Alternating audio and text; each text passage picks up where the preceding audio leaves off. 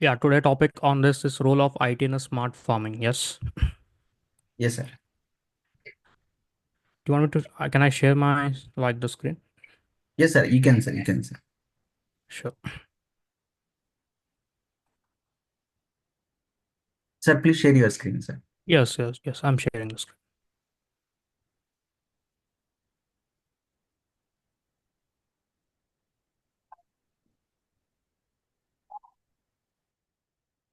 Yeah, I guess it's clearing. Right. Yes, sir. It is visible. 1 second.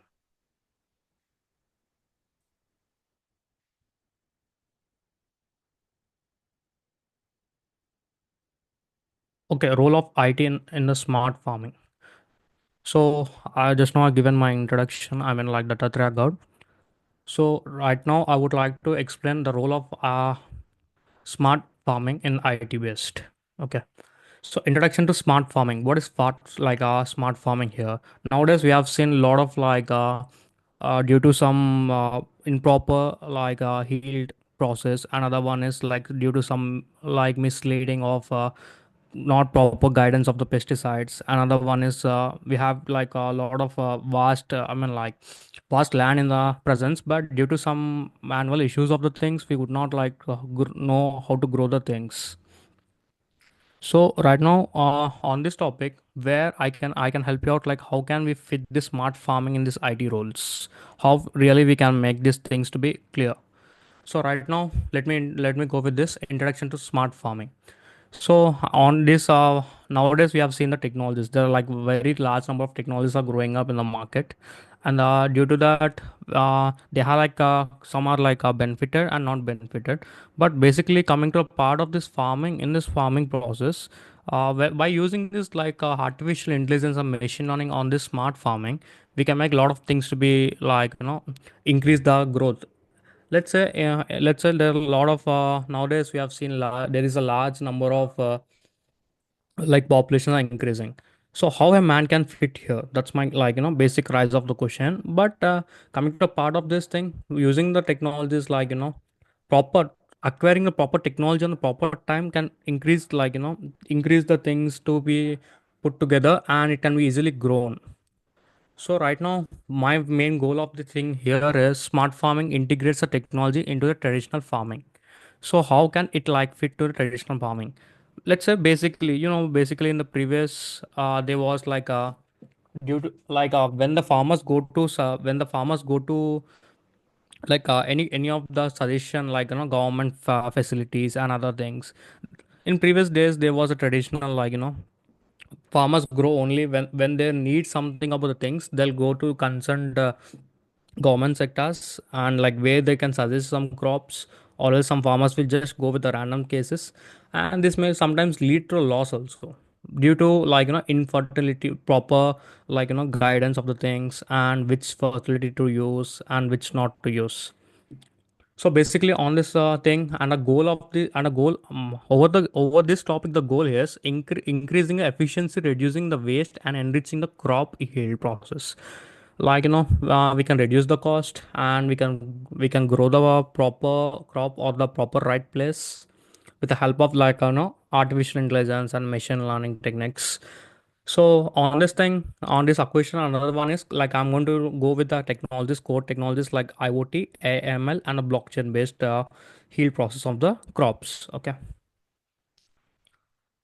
So coming to next one, why smart farming is essential.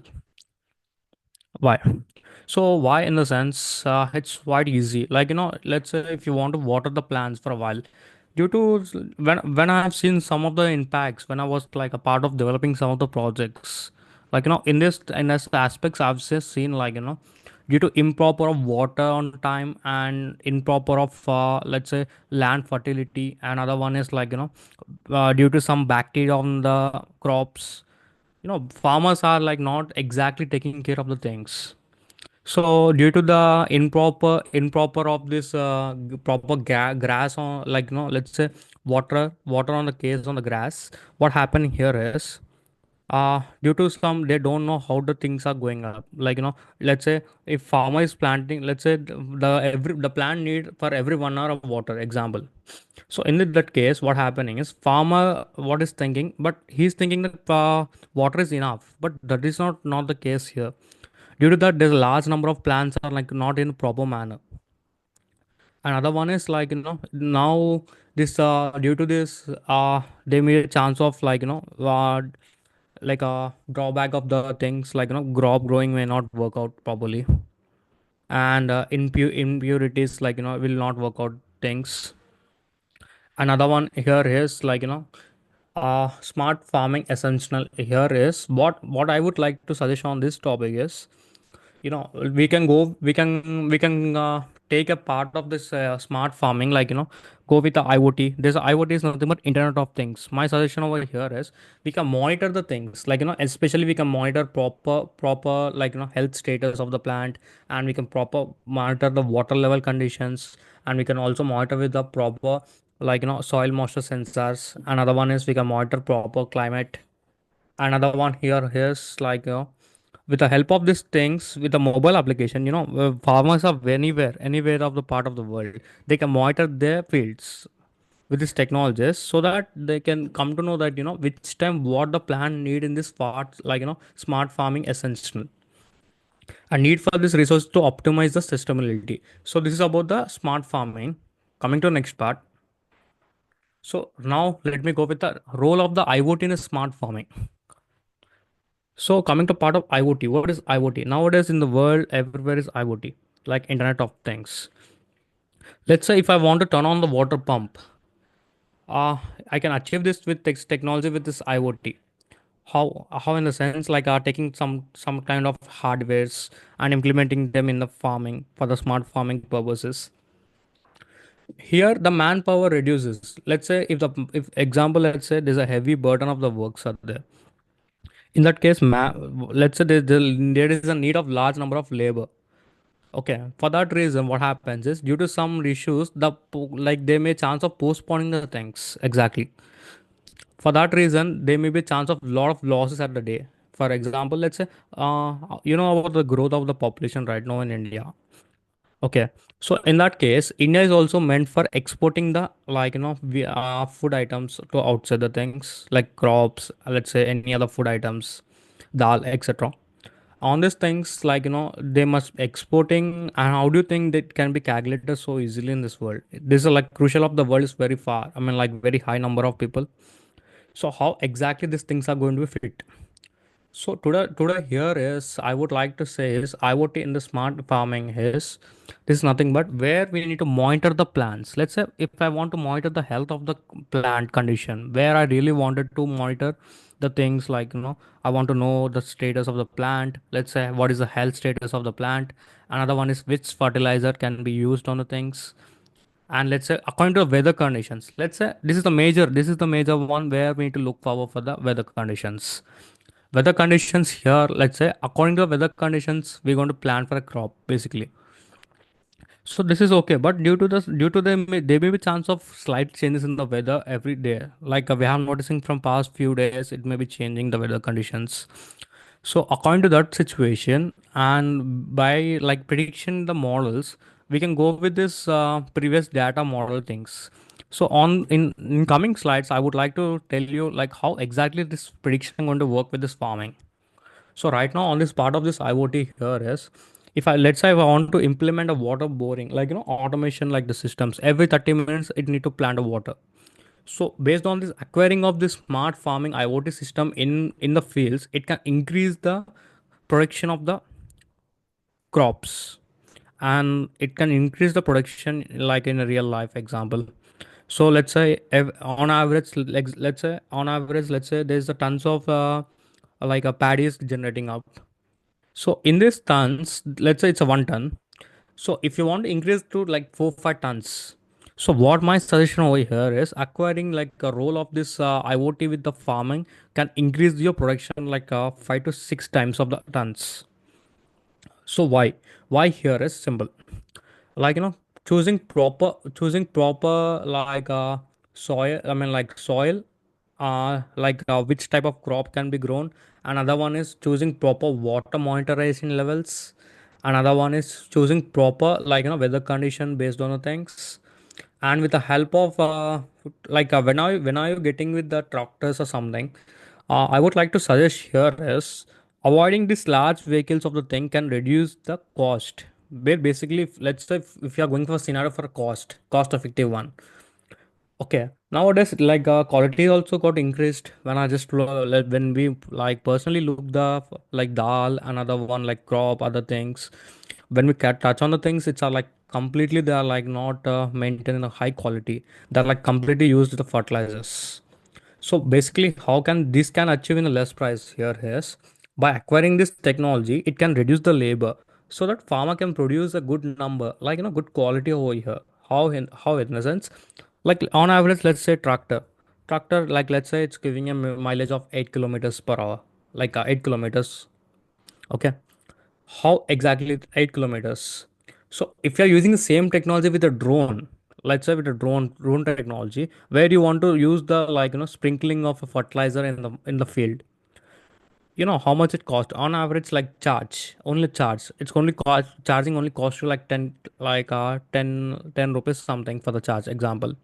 You can see the amount of the 1 liter of this diesel cost you 80, where coming to fact of with the drones especially, it only charge you 10 rupees per per charge or per fly.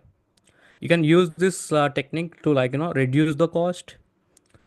The usually the time it takes a lot of time, every time we to just run the tractor on the fields, and it takes a lot of time to settle down the things. If the same thing workouts with this drone concepts, it can reduce the cost effective very less, so that like a farmer can go for accurate proper quality of the crops, and he can avoid buying worse fertilizers. Let's say let's say there's no quality in the fertilizer in the market. So I would like the automatic what farmers choose in his mind. He'll go to good fertilizer shops and he's going to buy the things, because this is reducing his cost and it's also increasing its profits. Well, about the people how they choose the proper crop or example the item. First they look for quality. Another one is how efficient, I mean, how this true is in the market, and what is the cost effective. And these are the things like usually people think. By acquiring this type of technology in the fields, we can increase the production, we can increase the quality, we can reduce the price, we can decrease the labor. Another one here is we can monitor the things in continuously 24/7. Unless the device, what are the device you are attaching to your field, unless it breaks, you are like continuously monitoring the field. So this may be chance of like web application, there may be chance of mobile applications. We can achieve this. So this is the one where IoT is like mostly used in the farming. Okay, coming to next one, artificial intelligence in smart farming. So, well, coming to what is artificial intelligence? Artificial intelligence, we can take an example of Alexa. There's a one Alexa I'm not talking about especially in the farming concept here. What is artificial intelligence? Usually, before going to this topic, artificial intelligence is nothing but which develop the machine from the previous data. Let's say it's a like subset of this ML. So basically, how exactly this artificial intelligence is working up? Artificial intelligence is a mechanism which have intelligent thinking system in it. Let's say if I'm submitting some of the parameters, let's say if I'm giving like weather condition and my land square yards. Another one is which I wanted to use the crop. Let's say fertilizer I'm using. According to that fertilizer, according to my land and according to my climate changes, it's going to suggest me some crop here. Exactly, with the help of these mechanisms, I think you can see it on the screen there, on the screen parts. Artificial intelligence in agriculture, how exactly this is working in anywhere, like like pointed these things, like a crop sowing monitorations and yield predictions and agriculture robotics and pesticides and weed managements. Another one is disease detections.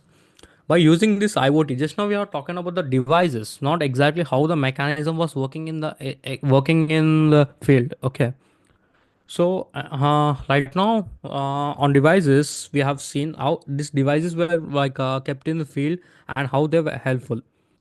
For this device also we need to have some coding parts. Coming to part of the codings, another one here is coding, that's okay, but coming to part how really this can help us. Let's say whenever the farmer, let's say there's an application in a mobile. Let's say I wanted to access the mobile application where I really wanted to know how can it can suggest me the crop prediction. Okay. So crop prediction can be suggested by entering some parameters. Let's say we have developed one application. In the application, we have like parameters to be entered. One parameter must be in a form of like which crop are you wanted to like get on the thing. Another thing, which what is the weather conditions there, and what is the fertilizers are you using. Another one is what is the land density. I mean like what is the area square yards. Based on this thing, now like heal prediction can to be happen. This is the one which going to be happen at a moment. How exactly here is it going to use some of the machine learning algorithms in that, where we are going to train the data. Let's say last time scenario, let's take a last, like whenever you're coming for Alexa forecast or it's Google Home asking you what is the weather condition, what is the things, which will learn from the previous data. Let's say what this time what happened from the previous 5 years, or it may be taking from 6 years. Based on the same scenario, what we are going to implement that same like a same scenario in the smart farming here is we are going to develop an artificial machine inside the electronic device. Let's say the electronic device also I'm going to show in upcoming like slides basically. So here is I want to develop an artificial intelligence in the agriculture. How exactly? Based on your parameters, it may suggest me to grow roughy crop or else paddy. Based on your entering the parameters after training the model, it may be showing me the suggestions like better go for this according to your climate conditions, or else like according to your scenario better you can choose this one. How can you go with other one? Another one like which type of like pesticides can be recommended, like or else let's say if you want to go for a pesticides management, how exactly this is working here. Pesticides, in this scenario how pesticides are working is quite easy. Let's say you we're going to take some parameters, or else you can go with some electronic devices which has come. Let's say you have like a bacteria disease on the plant. So it's quite simple how to identify the which type of disease it has, I mean like on the leaf. So how exactly here is it's quite easy. Now when I taking when I once your model got trained on the like a hardware IoT device, now it's time like whenever you click on the mobile app or else in a web page, if your whatever the device you purchases, it has like option to identify the pest, like bacteria disease on the leaf. You can go with that, and you can like turn on the camera and focus the leaf, like disease like bacteria occur on that, and it can easily give you the like which type of disease was this was, and what is the precaution also, by this like artificial intelligence. It's quite easy, like it can easily give you which type of pesticides can be used and which type of pesticides can be like suggested for to avoid the bacterias. And this also help the farmers to get like high number of good crop a year. And this is like a cost very like very low also, because it you not every time consult a person. Let's say there's a consulting, they may charge you example. Once you buy this type of devices in the hardware and rest things, it's going to like help you out throughout the like until the hardware gets like distracted or something. Rest things we can acquire this is very low cost, because like high number of growth and health crop is given here. And another one here is it gives you the good amount of outputs. And also it can easily identify the disease. It can also recommend you to use best crop like crop pesticides. And it also give you the number count, how efficient the plant may grow on your basis of the areas. And also it can give you the high number count, like how can we like how can we grow in the proper manner of the things. Now this is the working, like how internally externally the device going to work here. Exactly. Artificial intelligence in smart farming, this is the like methodology where it can help you, the AI can help you in the methodology. So how this is working with this thing. On that one of the part here, yes, like you can first one. Let me go with the first one, first case on this thing, on this diagram. I have the first one, agriculture robots. It's quite easy nowadays. It's been like, let's say if you want to plant something, we have like a lot of machines like robotic arms to plant the things, and this is can reduce your time complexity. You can, let's say, in the production of just now I was talking about one ton, one like a ton. It can easily, you can and like product like produce around 4 to 5 tons a year easily. I mean, like, this is an example I'm logging here, yes. So how can this is like robotic arms which can help you the production, and also it can make a lot of things like a work simultaneously on one time. Another one here is crop and soil monitoring. How soil crop and soil monitor here. Just now I was talking about the IoT devices here. IoT devices like which has efficiency to detect it only detects the sensor like humidity of the soil. Let's say according to the it's dry or so wet. How the action going to be take on these things?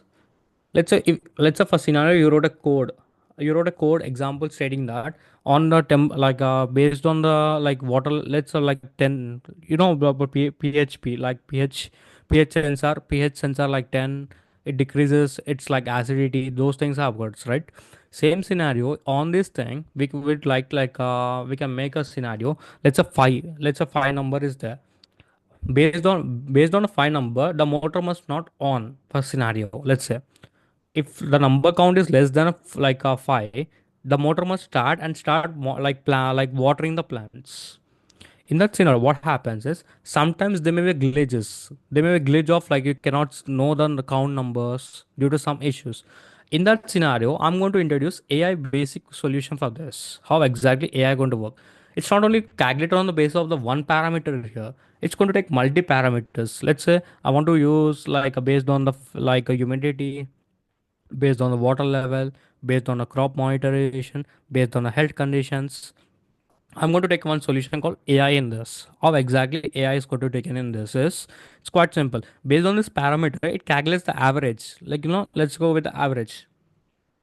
How average is calculated here is it quite simple. Now let's say if I want to really know the number count of the health monitoring systems, based on this all parameters, it calculates an average and it starts working on its own. And you not specify for five number, you just water the things, and if less than the five, it's not a matter for that. Due to sometimes the machine may be improper or prohibit. Where if I'm introducing the same thing AI in this IoT devices, it's giving a good result. And let's say just now I was talking about, and the third one here is just now I was talking about a pest management, disease and diagnosis. How can I go and consult the things? By consulting on this thing, let's say you went for one of the government like a facility and ask them I want there's a bacteria of my plants. Just they need to come to your field visits and ready to look and ready to suggest you the good number. And this may be taking a lot of time. On basis of the things nowadays you have seen the diseases are like spreading like rapidly very faster, like a human you can take on a plants, and other one here is. So how exactly these things are working up here is it's quite simple. On this basis, we can use image recognition modules, and we can use like previous data. Let's say one of the farmer came across one disease. We are capturing the data, we are storing in our cloud. How the cloud systems are how this cloud computing will help in the farming, this is the main question right now here is. It's quite simple here. Cloud computing is nothing but it's a quantum computer where it has the cloud storage is nothing but, let's say, let's take a two scenarios. One farmer one like let's say farmer A and farmer B. Farmer A has came with one of the disease, and he rectified the disease. Let's say he have rectified the disease, he have uploaded some photos in the cloud stating that this is the certain disease. Let's say the disease name X. Okay, farmer B right now here I'm talking about him, and he also came across the same disease. Where one we are going to integrate the same platform where the farmers, whatever a farmer has uploaded data, the same data will be shown to this like farmer B here on this AI basis one, which will learn from the data. I mean to say is same disease occurred. Okay, that's so good. But basically, how if the disease may change, the like let's say first time the color is red color, this time the disease color is like something violet. How exactly this is classified same disease? What happens AI here is it starts generating like ANN model in this artificial neural networks model going to develop exactly in this AI model. Okay, based on this AI model, what happened here is it starts learning from the previous data. Let's say farmer A has given you the data, right? From that, whatever the implementation device we made, example we in the sense like usually like IoT device is made.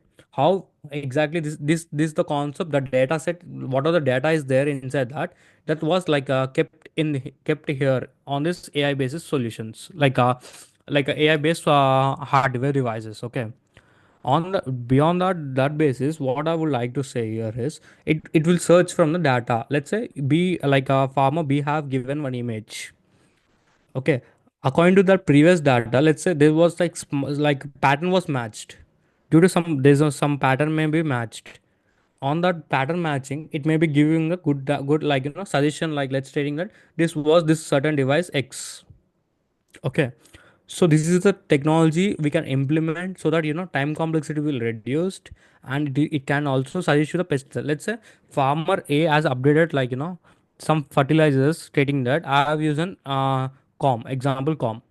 So what happened is farmer B also go for com fertilizer, and he also can acquire the things. Let's say, oh this was saving his time literally and also it was saving crop. Here is the time complexity over here is it's quite easy, and it's like really saving the crop. Like spreading of rapid disease like a whole crop, like whole field, we can reduce the number count. Because if you go to the consult government like facilities or something, sometimes there may be quick actions, they may be coming next moments, they may responding very high, very fast if there is no number count is high in the offices.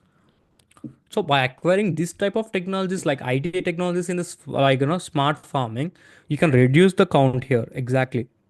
Like consequences, like in the sense you can grow proper crop here. And also it can also suggest you the proper medicine for your bacteria of the crop where like you're getting disease on the crop fields. Now let's go with this intelligence spraying here. Well about the drone technology, just now I was talking about the drone technologies. So what is drone technology here is it's like nowadays we the fertilizers trend, right? When a farmer go for fertilizers, there may be chance of like he may use large number of fertilizing, like large number of fertilizers that may really harm the crops health positions, I mean like health. So how exactly this is crop it can use this technology to get proper number count of the fertilizers, not like very high number. Let's say the crop need only 10 ml of fertilizer, but farmers cannot like predict the things like a human. I'm not talking about farmers here. Like human cannot predict exactly 10 ml. Is it? So based on this thing, there may be chance of he may use 12 ml and the 15 ml. When the ml is crossed, days the max was 10 ml here in the scenario. If it crosses more than like a thing, the plan may be it may be like surviving may be very worst in the scenario. It may be giving the good result. It may be giving the worst result. And let's say the complete plan got poisoned. What is the scenario if we take that same poison plant to our body? What happens here exactly? There'll be a large number of risk problems factorizing the things exactly here is. So in this scenario, there may be large number of lot of losses. There may be dangerous crops on the fields, and it may affect the whole land. Again, the farmer need to go for reconstructing the fields, and it may be increasing number of count. Let's say the money count may be high, and also he may not get an profit. What is the expectations? Let's say he invested some 50,000 in that. He is expecting some 1 lakh. Based on the all else worst case, he is expecting only 10K profits.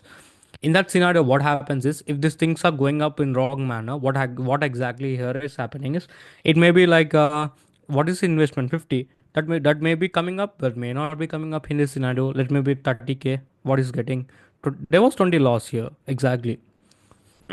By using this type of like like appropriate like intelligence systems, what exactly here is drone will first monitor with the sensors. It monitor the sensors. It uses like AI systems enabled, which is like fully coded with the previous datas. It analyzes the land with the help of the sensors. First analyzes the sensors, and it will look for the proper like which crop need which number, which like quantity of the fertilizers. Okay, based on that, it will release the fertilizers, not in ml format. Like we need 10 ml. It will only given in 10 ml, not like 12 ml or 13 ml. Exactly here is okay. Now going with the weather forecast. What is weather forecast here?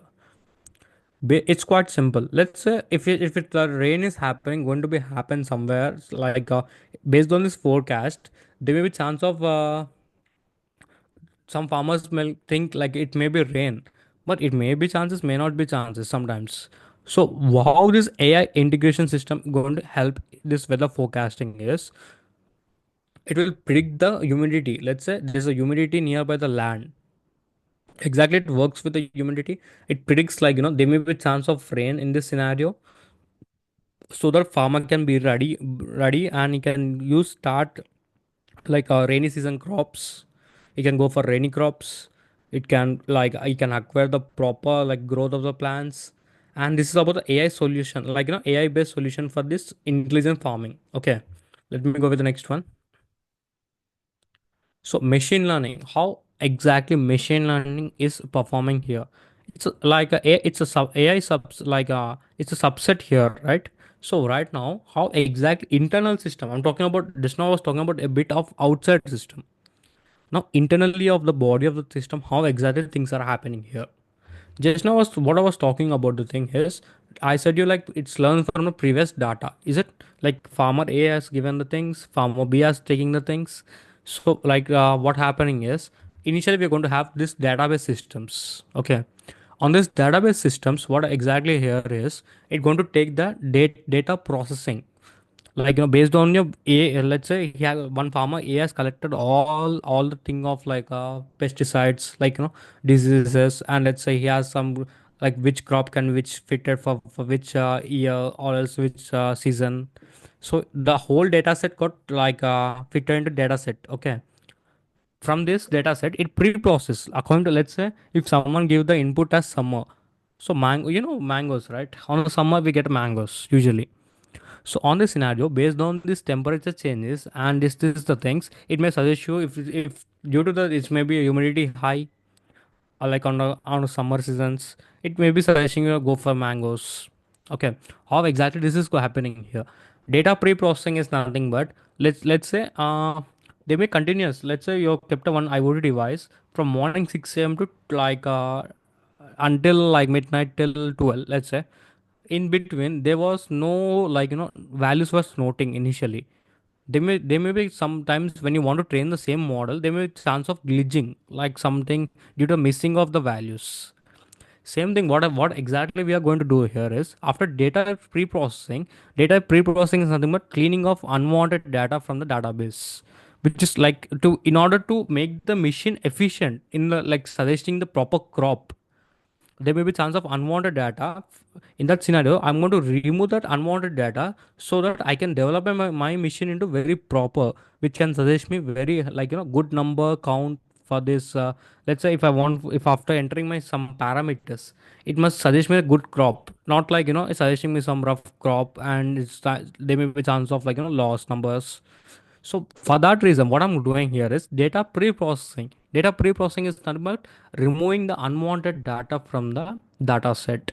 After the data set is removed, then I'm going to apply some ML algorithms here, machine learning algorithms. Based on that algorithms, after the algorithms apply, it may be giving me the predicted values. Predicted value in the sense after let's say you are given the field. Let's say your land size is something around like 245 square yards or acres something. So based on the entering of the field and based on the soil, let's say it's a clay soil or else moisture something. After next one is like which type of area, like let's say like Hyderabad, like some other AP, which type of like thing are you like on your premises? Based on that, it can give you the predicted values. Okay, predicted values. Then threshold value. What is the threshold here is you're going to have fixed value for that every time you, I mean, like after entering before the thing, before fixing. Like you also have some example. Let's talk in general words. Threshold value. Threshold value here is, let's say you know about things like, if I go for somewhere, it's a mango basically. How exactly the this machine learning is fitting in this threshold value is quite easy. You're going to fix some basically before predicting the thing. You, in your mind, there may be chance of giving some crop. Okay, according to that crop, according to your parameter, according to the predicted is nothing but trained data. Threshold value is nothing but your parameters you're going to enter on the predicted data. Okay, like overlapping original value with the predicted values. Then after it, now the system will come for decision here. Exactly, come for decision. Okay, after decision here, it will think which crop to be suggested. Okay, based on your threshold values and the predicted values, it come to one conclusion. It suggests you better you could go for this rice crop example. So this is the way like exactly machine learning application going to help you out the things. And also this, not only this now I was talking about image one, like in that time, like personalized crop recommendation based on the historical data here is quite simple. Patterns which happen in the previous things. Okay, early detection of pesticides and disease, like disease using ML models detection. How exactly early happening here? Just now I was talking about the image one, image bacteria disease, like, right? In that thing, you have given one of the thing like one disease. What happened? It got detected the disease. It given you a suggestion so that early detection of pesticides and disease will help you in these models. Okay. Now coming to the yield optimization through the predictive models. Based on this, after getting this all parameters, like fixing the things, now we are getting proper, like proper decision of the crop which we need to use. Okay. So based on this thing, now I easily go for this type of heal process. Okay. Let me go with the next one. Now drones in the farming. How exactly drones are taking? Just now I was talking about the fertilizing on the drones. How exactly these are really working on this scenario? Simple. You can see the structure here is, first one is image capture and pre-processing. Whenever the drone captures the land, like a field, okay, it will send the data to our model like a cloud. Just now I was talking about cloud computing here, where it handles a large number of data. Okay, so what happens is after capturing of the cloud, now we are going to use with the mechanisms of like model training and elaboration. This is nothing but ML concepts. On third steps, I guess you can clearly see this. One third step here is where I'm going to go with the ML concept here. I'm going to implement the ML concept, ML or AI. It's like almost they're like quite similar. I'm going to integrate the same system here. Based on that, it will develop a system and it can suggest me something. Okay, so this is about the part how exactly drones in the farming. Okay. So right now the bottom one here is hardware setup and collaboration and spray integrations. Based on your outcome, let's say the plan need 10 ml. Okay.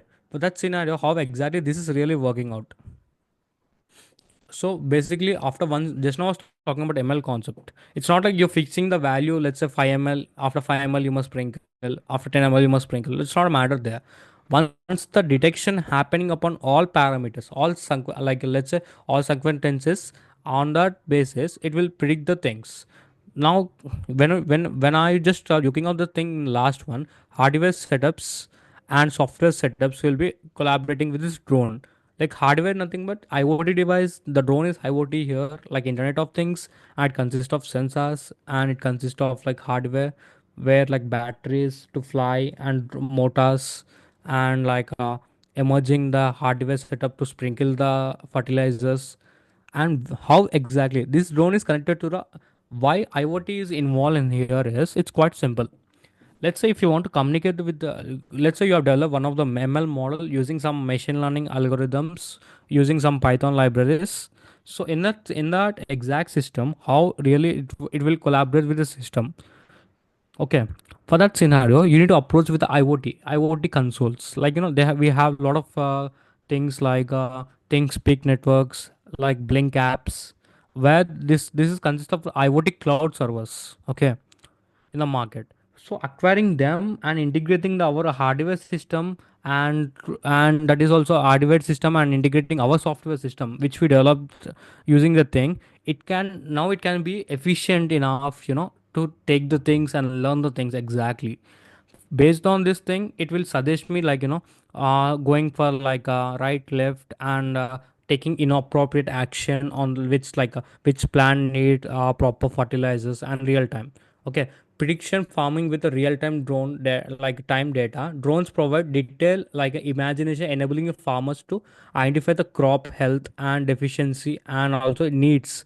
Let's say how exactly here is, let's say you like this whenever it flies up, it captures the image. Basically, it captures the image.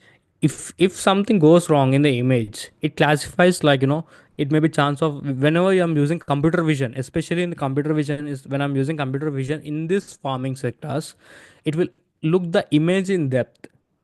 Okay, let's say there may be chance of minute changes due to the bacteria affecting on the leaf. How exactly this is working?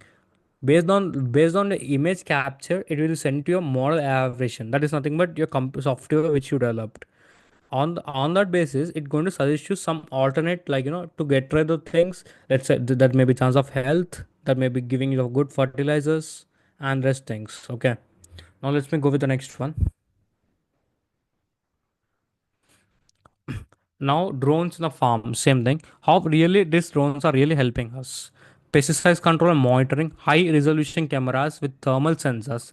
High resolution cameras. Like how, let's say just now I was talking about the thing. How really like images like identifying the disease, right? So in this scenario, how exactly it's like by using the cameras, by using high resolution cameras, we can find the proper image structure where it can extract from image. We can extract the diseases. Let's say your crop has affected with some certain disease. During this I mean like high resolution cameras, we can identify them first, initial stage. Okay. Now thermal sensors. What is thermal sensors?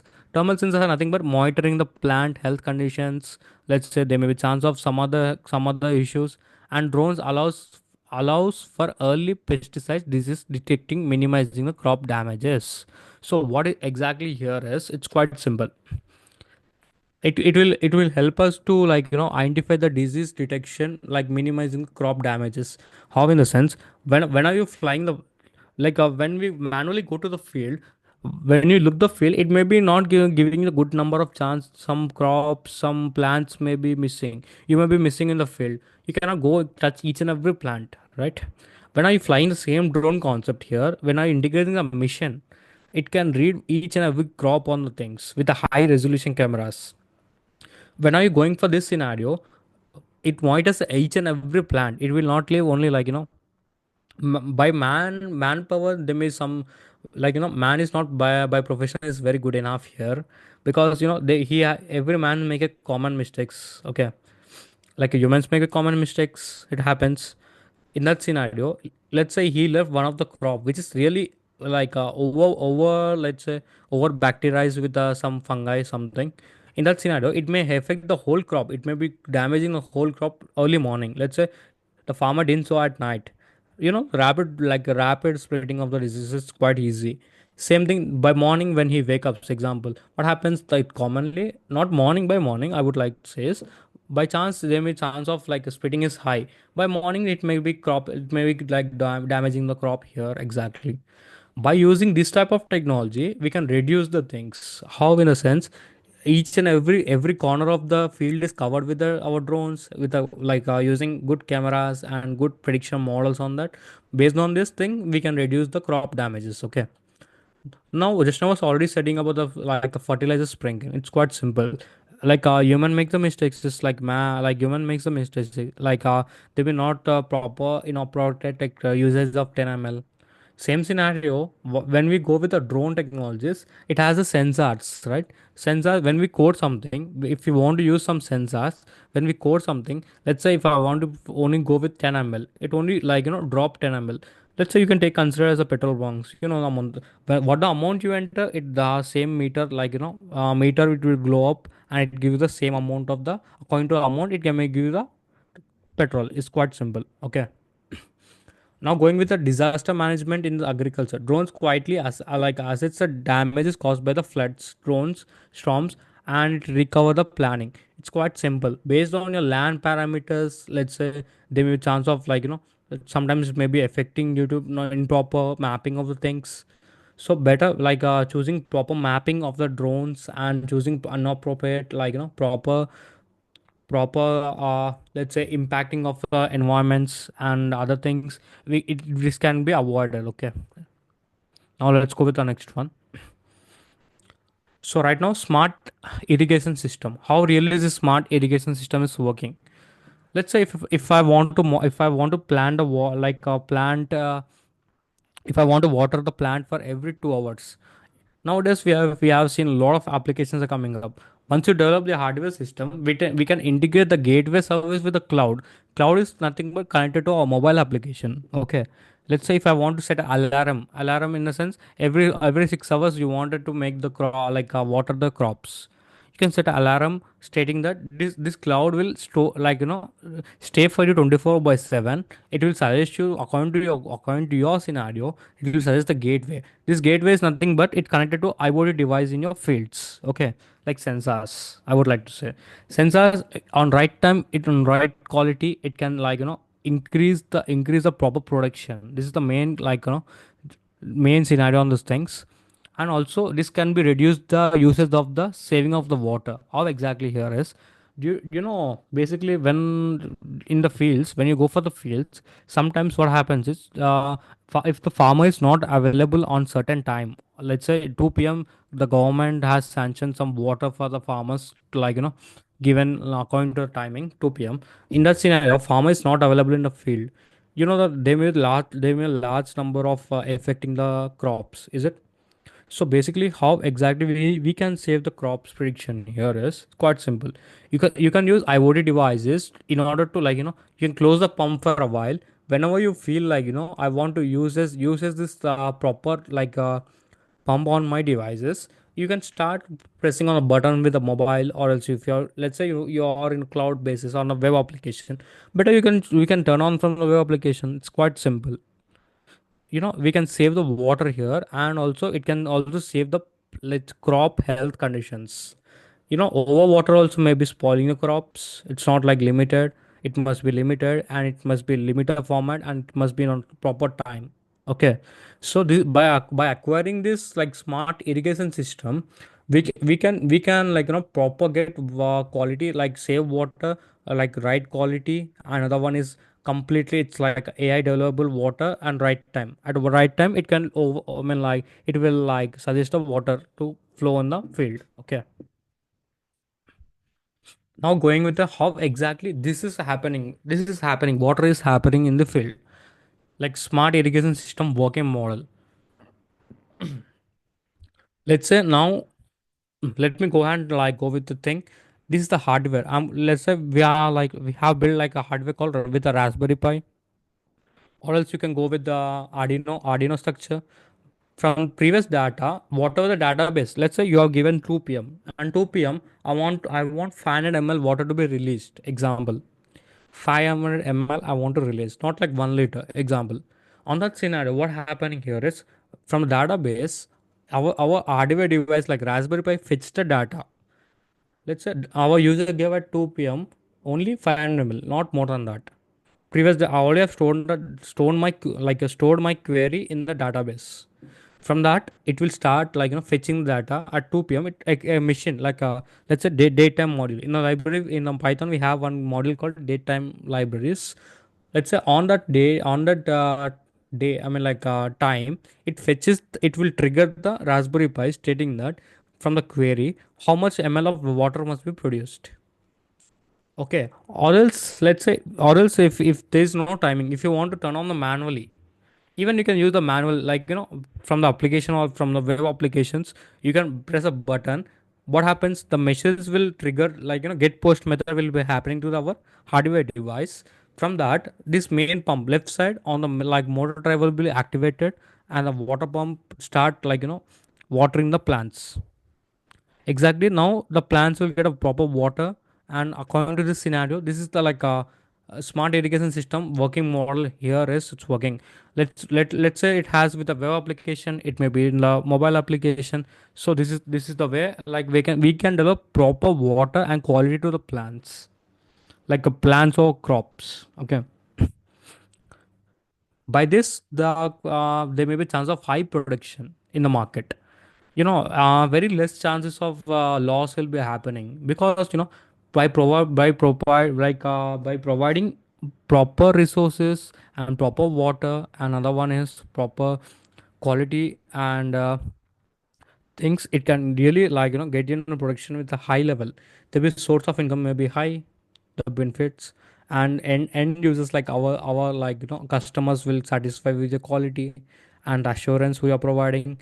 And also this may be giving you the worst case, worst case is nothing but very less penalty in the sense loss, because acquiring of the smart technology in this technology, it's give us a quite like good to us. High production of the crops may be high, and the quality of the production will be high, and manpower will be a bit of less. Why?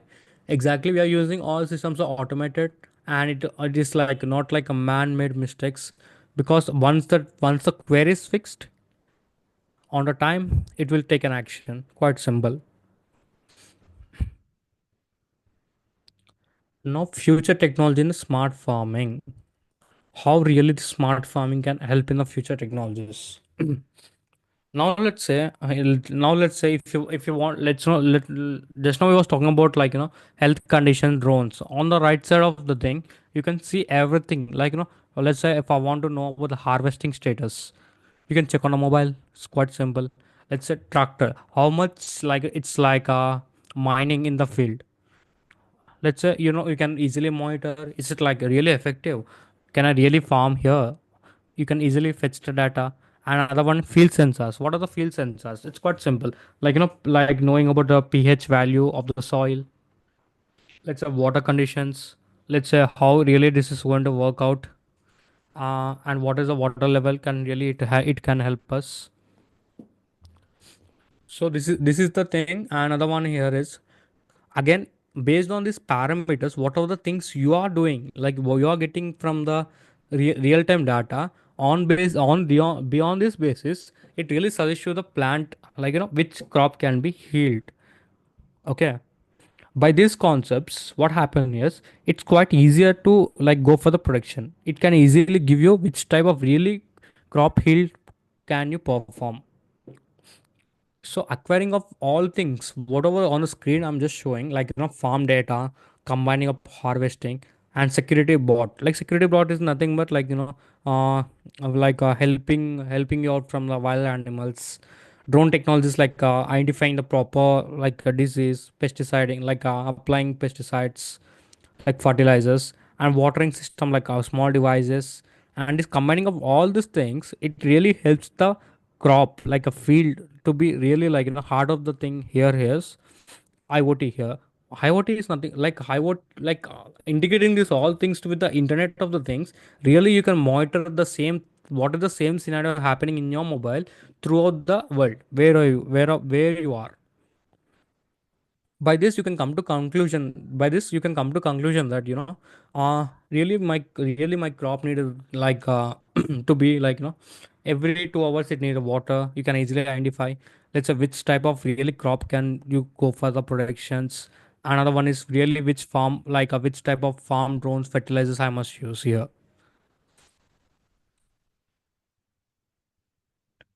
Okay, right now, role of the mobile application in the farming, how this mobile application really works out. Just now we was talking about exactly the hardwares, right? How really these hardwares are integrated to the systems. It's quite simple. Emerging these tools, just now what are the things were in the field. Let's say the field consists of sensors, motors, and another one is some hardware devices like Raspberry Pi, Arduino sensors. So you want to read the data real time on a dashboard. We need a mobile application for this. Exactly. So how exactly this is? This is simple. It's quite simple. Integrating these devices with the IoT platform, Internet of Things, like things speaks, Blink applications, we can really monitor the things like dashboard. Dashboard is in the sense like the plant need this, the, let's see, the water condition. You want to know water status. Like now, let's say the plant condition is 50%. After a while, it may decrease like 30%. Based on that scenarios, you're going to take an action stating that, hey, I need this plant water for like right now. You can easily press a button from your mobile. It's quite simple. Once you feel like the health is like good number, you can switch off the pump from the mobile. It's quite simple. Really, like this mobile apps really makes the life easier. Let's say it can also easily give you the predictions. And also even like let's say in your area, let's say you are staying 10 kilometers, 20 kilometers away from the crops, but still that's not a issue here. In this internet of the world, it's quite easy. We can go with a proper, like we can easily identify the insects. Let's say bacteria is available with the bacteria sensors. Let's say if you want to know the weather condition, you can even monitor with the weather conditions with the help of the sensors. Even you can know about the soil, like soil fertilized or not, proper enough product. You can easily identify these things.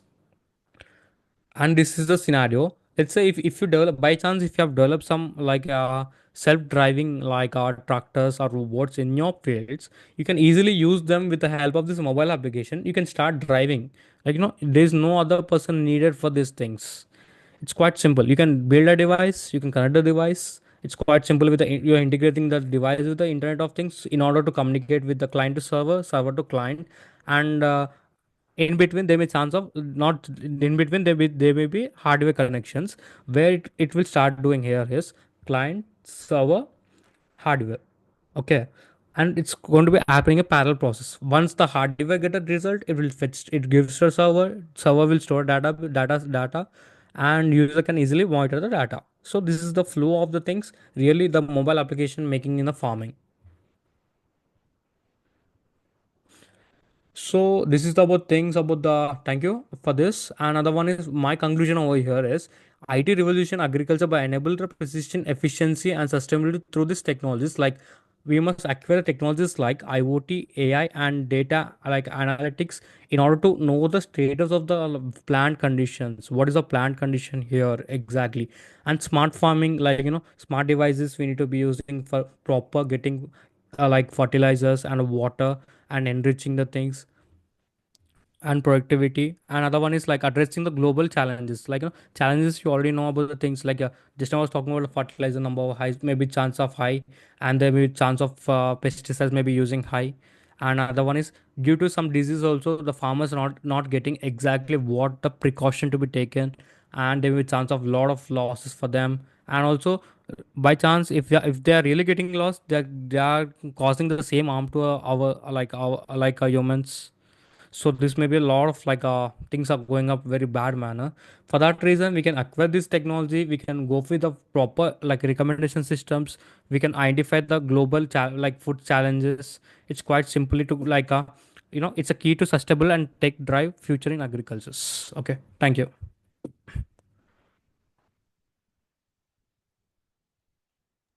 Thank you so much, sir, for the wonderful session. We all had a great time hearing from you.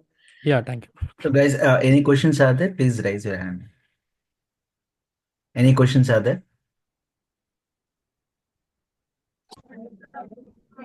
Sir, I have one question. Yes, yes. Uh, can you specify some of the data sets where we can download for this for Yeah, yeah. processing? Yes, yes, you can go with the Kaggle, you can go with the Uh, Kaggle and GitHub websites. okay. And some other Can you open specify? yeah, some other open like contributors like on the field settings like farming basis. Okay, sir. Is it like doubt is clear, ma'am? Uh, Yeah. But Yes. Hello, if good you evening, sir. specify some of the websites, that will be useful for us because calculus, everybody knows that. Any other Yeah. websites? Basically this Kaggle has a lot of contributors where you can go with the GitHub also, ma'am. GitHub. Data. Okay. Yes. Hello, good evening, sir. Yeah, good evening, ma'am. Am I audible? Yes, yes, you're audible to me. Sir, the data sources you have mentioned, that is the GitHub and the Kaggle. but Yes. I have two queries. Whether Yes. they are considered to be authentic one while presenting the RPS and this or while publishing the journals, and the second one is they are provided with some particular inputs, and one data label is provided. Data label can be the crop or can be the fertilizer, that what is the amount or what is the quantity. But the point is when we are taking that data source, we are using it for training, but for testing we need to take our own data set. So how can we take our own data set? This can be generated, but this can be collected or generated from field or from labs, or what are some other resources, authentic sources that are considered or that are they have good chances of getting published? Thank you, sir. Yeah, okay. It's quite simple here is let's say you have trained the data, okay. You have trained the data where really like that like let's say by born we don't know what the things are like. Let's say if I want to know what is dog, what is cat, example. So same thing really if I want to apply the same scenario for the, let's say if I want to recommend some pesticides for a crop. Based on the previous, let's I was given a good example here last time, like when I was talking, farmer A and farmer B. On a farmer here, based on this is like a suggestion and the like let's say with the pesticide bacteria he went on. Based on the thing, farmer B when he given the same inputs, it was suggesting nearby. It's not like suggesting completely. Is it okay? Sir, I have another question. Yes, ma'am. Uh, Sir, whether any simulation tool is available, because we are, if we want to implement IoT devices and implement algorithms. Simulation tools like you can go with a matplot, like you can go with that. Especially IoT devices, is like I mentioned you the hardwares like Raspberry Pi you can use real time, Okay, sir. and Arduino softwares. And if you really want to really know like conditions, like if you want to try a sample, you can use ThinkSpeaks. It's a good IoT cloud platform. Sir, can you tell me again? ThinkSpeaks. Think. Can sir, text, sir. You want to text on the chat? Yeah, text. Okay, one second.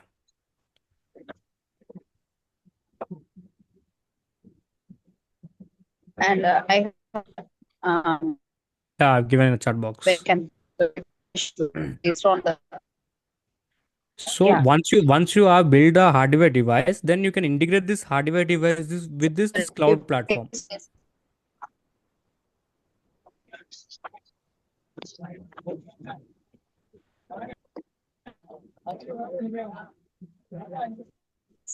So whether we can build based on the Sorry.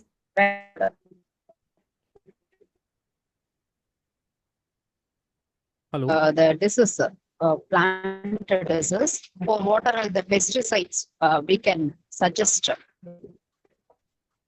Actually, your voice was breaking to me.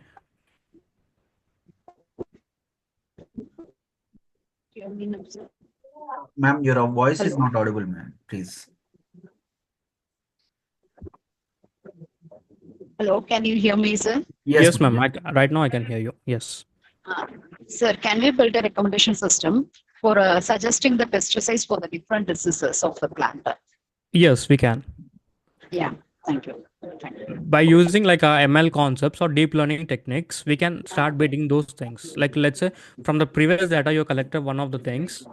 On Okay. on that basis, you need to filter data. I was talking about data pre-processing. If you heard about my slide, on that thing exactly, Yeah. I have said you that I want to remove unwanted data so that Okay. my machine will be like proper basing for recommendation systems.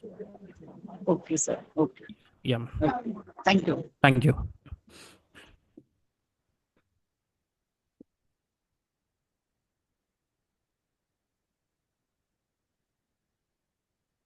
Any other questions?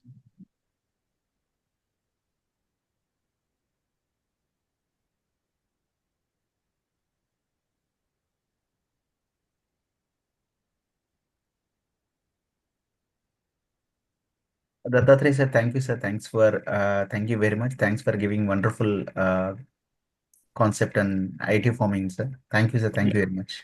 Yeah, thank you so much for everyone for giving me good job opportunity for us. Okay, thank you. Yeah, thank you, sir. Yeah. Everyone, we will have our next session at 7:30 p.m. So kindly stay in the meeting. In meantime, all of you, please finish this poll.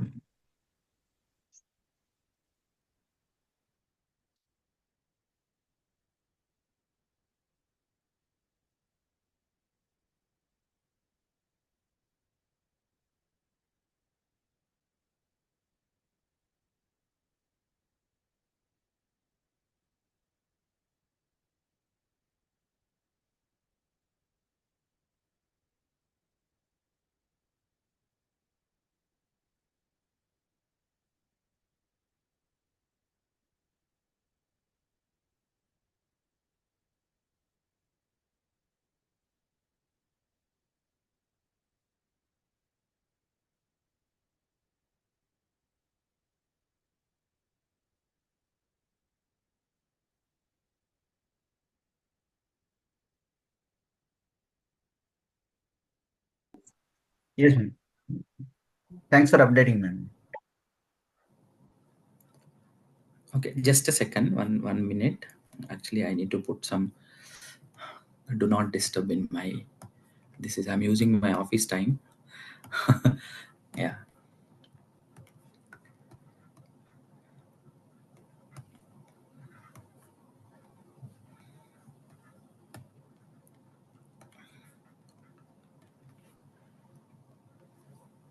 Okay.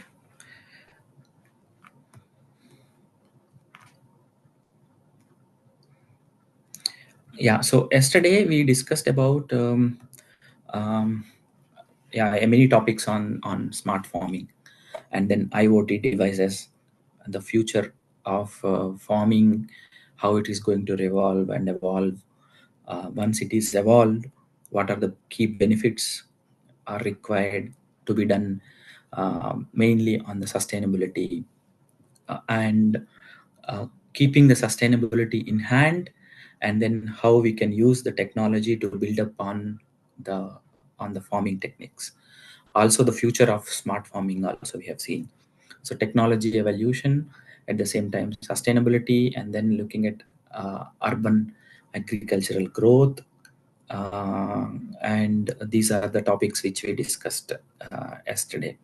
And resource optimization, okay, and then chemical usage, reducing, how we can reduce the chemical usage by using technology, uh, by using the farming techniques, and then biodiversity enhancements, and then strategics we seen, and then also little bit we talked about data driven techniques.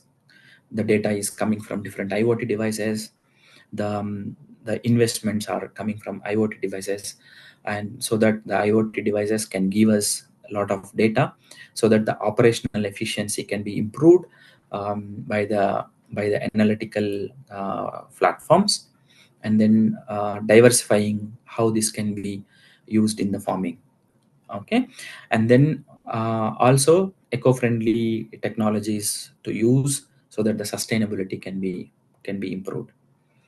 Okay, and then also we discussed a little bit about communication techniques, communication technologies, where we have different IoT devices in a spectrum of proximity, uh, and then different wireless technologies also we discussed.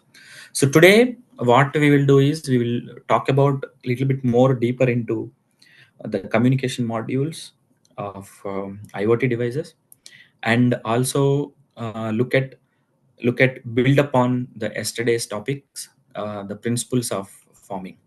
Okay, so we also did understanding the smart farming. Okay, before that, before we go on to communications, we understand what exactly the smart farming means, right? So so it is not only using the technology wisely, also using the technology with the to improve the productivity of the farming, also best practices on the agricultural, and in enabling those best practices in the agriculture, also using the technology is going to be a big shift in the people's mindset. Okay, so that means, so today we have more mainly the farmers needs to understand and balance between the technology with their own understanding of the farming. Okay, so if you talk about farming to the farmers, they will say, okay, what you are going to tell about farming to me, right? So they, that means we have to go to their understanding and make them aware of these are the tools which they can use to do improve the efficiency of the farming, so that it improves the overall productivity to next level. Okay, because today they don't use many tools like automation tools. Some of the automation tools they use, some of them they doesn't use, and they use mobile phones, but they don't use it in a way how they can going to help them in the farming, right? So that means it's a huge, very big shift of ecosystem needs to be built around the farming and smart farming techniques. Then only this can be achieved. So today, if I look at in many organizations where they are working on the smart farming, they work on silos and they try to solve one or the other problem related to the farming, but they are not looking at the very big approach of how this can be integrated together in a ecosystem and make it useful for a big shift, right? So that's where the big problem is still lies there. And then this can happen only by an organizations like colleges and also institutions, um, feeding them into a people's mindset and then understanding, making aware of it, and then it can happen only through research, I would say. Yeah, so okay, so yesterday we looked at some of the key technological shifts in the farming, right? So data driven decision is one thing which is very very important for farming. Okay. Um, do I know how to use a pointer? Maybe yes. Yeah. Okay. So data driven decision making, right? So here there are different tools coming and then making into Internet of Things, IoT. Okay. So mainly a couple of aspects, if you see, and then this is a monitoring form. Okay. So this is one thing which is doing the monitoring of the farm. Okay. Maybe a camera or a sensor which is looking at the farm all the time, and then creating a data between the day and night and the farm, the growth of the whole farm, right?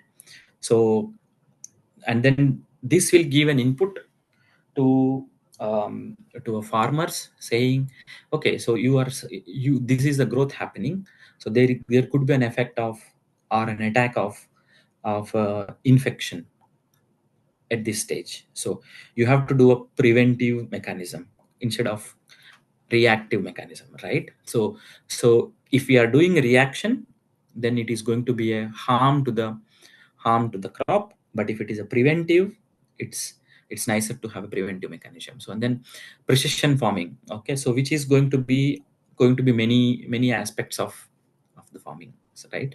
So it could be like a mechanical tractor or a something which is doing seeding also. After that, it is helping us to remove the weeds, also helping farmers to have it cut and then make it more effective in the production, so that the wastage is less, right? And then yesterday we talked about sugarcane and crop management, and the supply chain is another very big tool today, which is a gap. uh, as soon as the production and the removal of the crop happened, how quick this can be sold, how quick this can be stored to a end user, to a consumer, is very important in the supply chain. Okay. So and then tracking and tracing.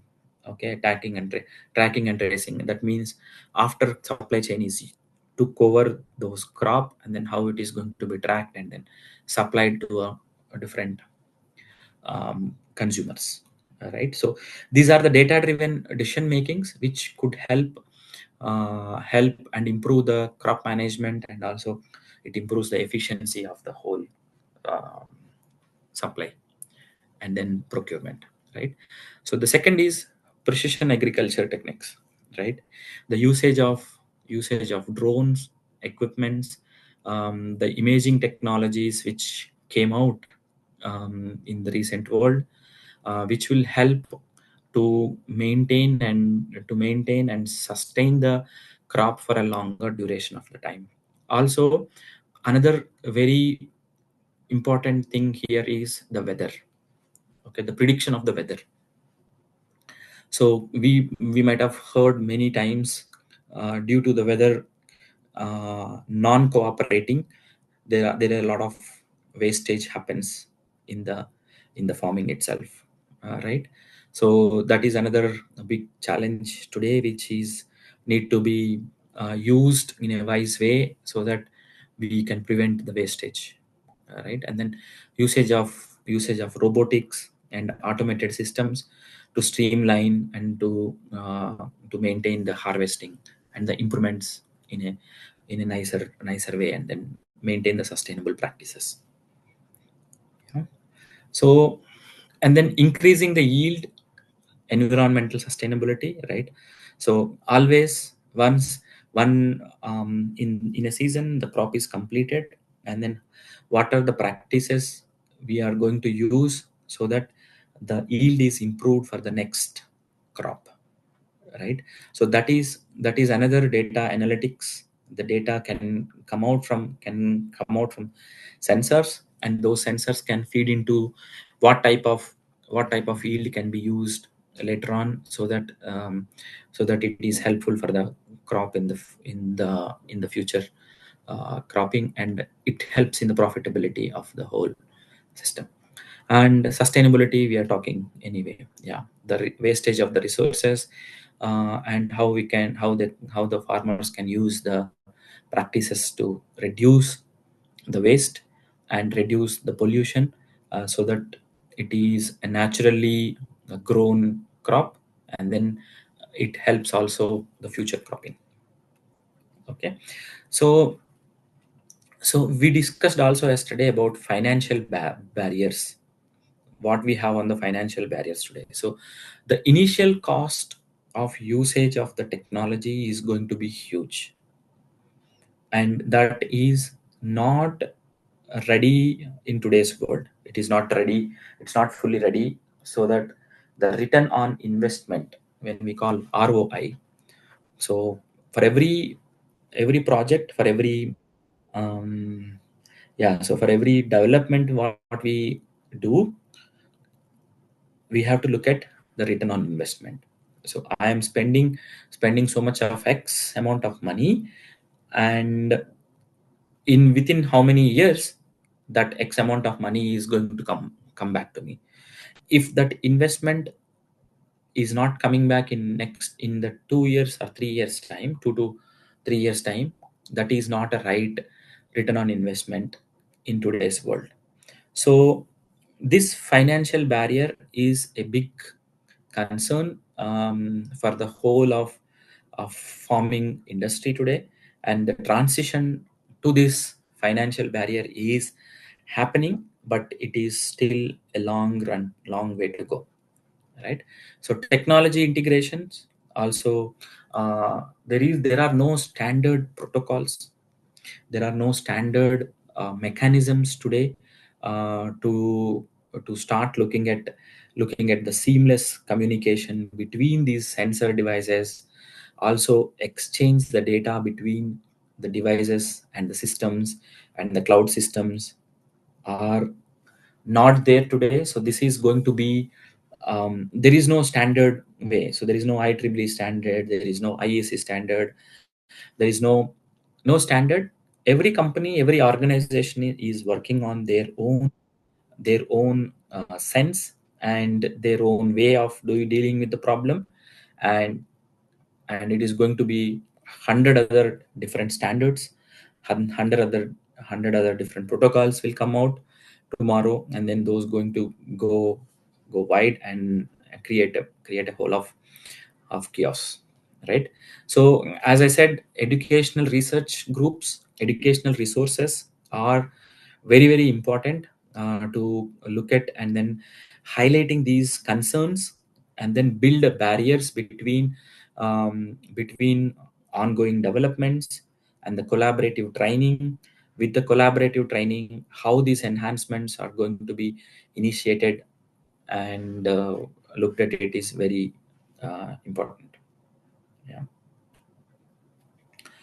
Core principles of smart farming. Yeah. So enhancing the operational efficiency, predictive analytics, as we said, and then collaborative data sharing. So we build upon the previous problems, and then do it on the data driven decision making models, which are going to help in the future farming technologies, right? So yeah. Okay, optimized input utilization and the environmental impact. Sustainability is coming back every time, and all the time we are talking about sustainability and the resource efficiency, because these are the two very big impactful areas today, which are going to help us move forward in the whole of smart farming, and then smart technology, usage of the smart technology. Otherwise we are going to end up with creating a lot of waste uh, in the whole of the industry. Yeah. Mm. Yeah, so this is, we talked about a little bit on the climate and the agricultural practices. Okay, so the diversification of the crop is also very important. Implementing the diverse crop mechanisms, which is a variable, so that it balances the previous crop and the future crops, so that the yield in the soil is going to be repeated, and there are no vulnerable issues, like no, there are no problems with the pests, there are no problem with the diseases of every crop, and then do on, right? So then the carbon sequentiation comes when it is soil increase, the carbon storage increases automatically. When the carbon storage increases, it will improve it will improve the soil management, and also the crop management. Okay, water efficiency also discussed yesterday. Okay, so design thinking is another aspect.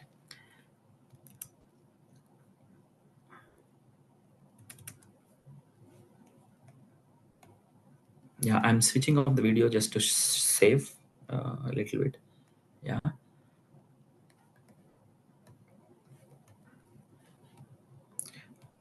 Raghu sir, if there are any questions, just let me know. We can look at it. Yeah. Yeah. So yeah, farmer centric design thinking, right?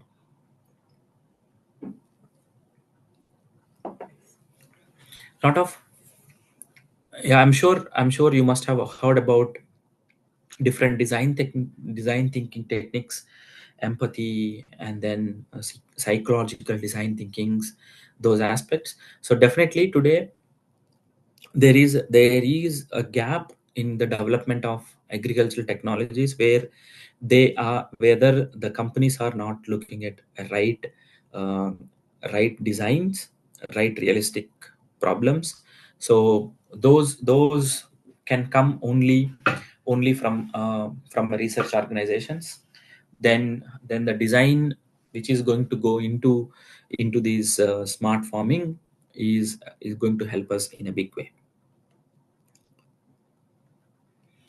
Yeah, so these are the couple of case studies. When I was looking at reading some of the blogs, so these are the couple of case studies came out, and then in a different locations the farming is used, and also different places the technology is used, and then they are getting a big help out of these case studies, right? So precision agriculture. So we talked in the previous slides about precision agriculture, so which is a specific technique which is used in the farming, which will reduce the usage of the fertilizers, and also reduces the usage of water resources, so that optimally used resources will give the benefit of production, also improves the efficiency of the production. Right, so this is another example. It's an urban indoor farming, right? So companies, there are many companies who are running these kits, these techniques which uses, they are more of conditional farming. So they those organizations will do only certain crops by using proper water resources, and by using proper yield resources, and then they grow those things in a closed environment like this. And this is going to give the proper UV light and the information, the sunlight, and it makes, keep it in the proper environment, also protects from the environmental damage what can happen, also give a certain conditions, certain temperatures, so that the crop can grow in a faster manner, so that the efficiency is improved. Okay, so this is a kind of a smart stockman monitoring. Okay, so every farmer is going to get an IoT device, with the technology of RFID, and then it is live monitoring of health, also live monitoring of productivity, also it improves the regulations of of cows or anything. So there is a tag, the GPS tag, and also it monitors the temperature all the time, and these temperature and the GPS tag and also pulses are monitored to these farming cows, and the data will go back to the um, cloud systems, and the analysis will happen, so that the farmer can take preventive mechanisms if there are up and downs of the health systems. Okay, so there are a lot of innovations in the vertical farming, as well as also in the indoor farming, so which will improve the crop management, efficiency of the growth, and also the climatic controls. So these three are the different improvement areas to be looked at it as farming. Yeah. Yeah, so this is, I think, a repeated information again.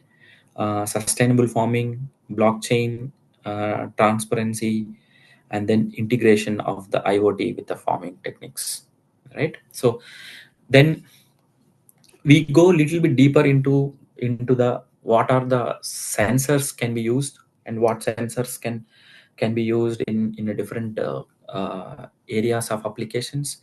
Also, we will look at a little bit on the communication ranges today, which will help in defining the right application at the right stage. Okay, so yesterday we talked about this spectrum of IoT devices. It's a huge spectrum, which today we run thousands of devices, I would say millions of devices in this whole Internet of Things. So then there are multiple different aspects of it. So the one is the proximity sensors. In case of proximity sensors, right? So the proximity sensor is very low, and then um, the proximity is low so that it only makes it from 0 to 10 centimeter range. That means it is it's very close range, so it is used in most of the NFC tags and also RFID tags, so which we saw just now. The tag is connected to a cow, and then it is reading the information all the time.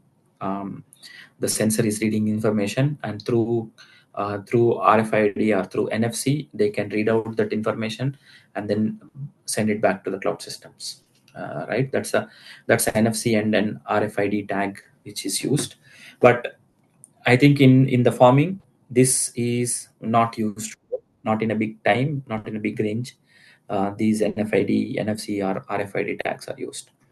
Mostly the applications of this is access cards, and also in the payment gateways, credit cards, debit cards, also, and also maybe some of the fingerprint related sensors also, maybe they use sometimes in RFID and then fingerprint technologies.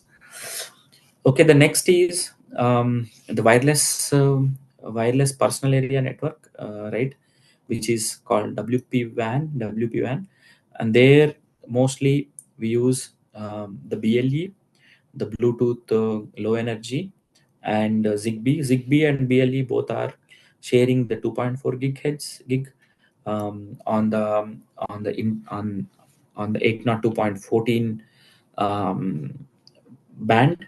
So it's the same which we use in the Wi-Fi at home. So and this is almost sharing the same communication bands, but they work on entirely different applications. So similarly, we have other low power WAN, Z-Wave, and other different technologies are also used. The main advantage for this is this can give us the range uh, 10 to 100 meters, right? So which is a good range. So we can build an application 10 meters to 100 meters range. So this is a wireless device, but it is not a cheaper device, which will cost around uh, around 500 to 800 rupees. You will get these kind of devices to build and then do applications or do any innovation which is required. Okay, so but for the large scale devices, this is still a costly costly device. Okay, so the next is the wireless local area network. So when we say wireless local area network, it is wireless LAN, which could give us the range between 100 to 1000 meters. And this is devices are going to be certified with 802.11 different IEC standards, and those are sometimes those are licensed, and also sometimes those are unlicensed bands. So these devices are going to be used in when we were the olden days. We used to have a cardless phones at home, right? So the cardless phones at home are going to you were using unlicensed wireless local area network, which can give less than 100 meters range, but they were sharing between these two wireless personal area network, also wireless area local area network between these two. So when we say wireless LAN, which will create a um, local network which will talk to a communication device at the back, and wireless neighborhood network area network. Okay, so which can give a big range between 5 to 10 kilometers range. Okay, but the range is higher but the data rate is very, very low when we look at this wireless LAN. Okay, then that is where the development started, and then looking at the wide area network. So all these areas, the data rates are low, except wireless personal area network, which is again slow, right? So again the range is low. That is the reason wireless personal area networks are used only for doing close communication, but not for longer um, yeah longer. Okay, so then so wireless personal area network is data rate is low, but the uh, but the range is high. So when the data rate is low, that means we can use it for any purpose of local area networks, um, but it is still a um, standard mechanism which can be used for the communication purposes. Okay, so and the cost of these, when we look at wireless neighbor network, the cost could be between 300 to 800. We will get the cost, but the main reason not to use is these are very closed networks. So that means for every Wi-Fi device, we need to create an architecture kind of a gateway. That gateway only can be used for communicating to these IoT devices in the field. Okay, so the others cannot be used to talk. Okay, and then when we have a last one, which is a cellular networks, when the cellular networks comes, the range is going to go up, and then this is yeah this is going to be a long range, which is we have seen the developments of GSM, GPRS, GNSS, and then 2G, 3G, 4G. Now 5G is coming up. 5G is already there, and then low power WAN. Low power WAN is there. Sigfox, LoRa, and then other uh, Telenza. Telenza has their own UNV ultra narrowband technology, and then other different technologies are there today to look at the IoT devices. Yeah, so this is a glimpse of radio spectrum, what is licensed and then what is unlicensed, right? So okay, one point I wanted to mention here: the cellular devices are, the range is good, even though we have a good data rate also, but the cost of this every cellular device is going to be huge, because it is nothing but you are buying a modem, inserting a SIM card, and then keep on paying for every month the data cost. Also, the initial investment of every 2G or 3G device is huge, right? So the return on investment is going to be challenging when we look at these cellular devices. So that's the reason we have to fall under Wi-Fi, Zigbee, or we have to go and then do applications in wireless personal area networks. Yeah, to optimize the cost. So that's the reason we have two different bands. One is licensed radio spectrum, and then unlicensed radio spectrum.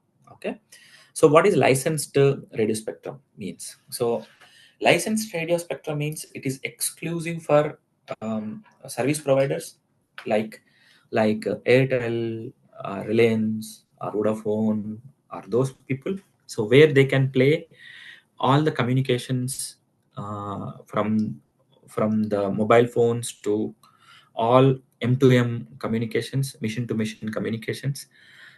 So there it is majorly used is local managed networks and NB-IoT and LTE-M networks, and you will have 100% guarantee of the service.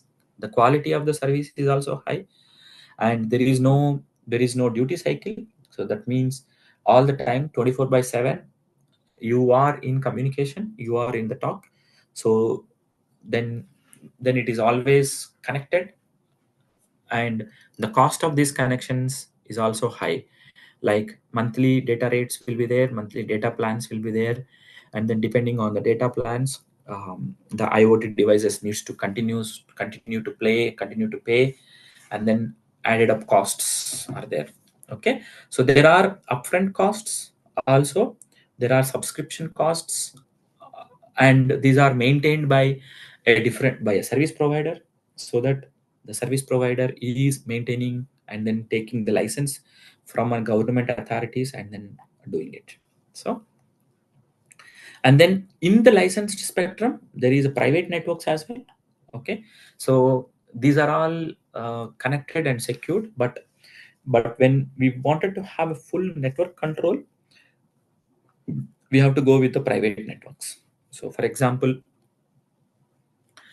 on top of the public networks there are private networks. That means nobody can access these private networks other than a proper secured exchange happens, and those are very high upfront costs, and there is no subscription fees, but at the same time the quality of the service is going to be very high, and then it is an exclusive spectrum which can be used only for those networks.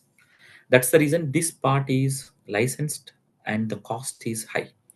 Whereas unlicensed radio spectrum, so country every country has defined the unlicensed radio spectrum. So for example, in India we call 865 megahertz to 868 megahertz as an unlicensed spectrum, which can be used and shared by any service providers, any person who can build their own infrastructure, who can build their own network of devices. They can use this spectrum, but it needs to be authorized by the BIS of India, which is the telecommunications and the Ministry of Telecommunications. So we have to go with our device and with our radio spectrum, with our all the test reports of safety, EMC, and every test report. We have to go and then submit to the Ministry of Telecommunications.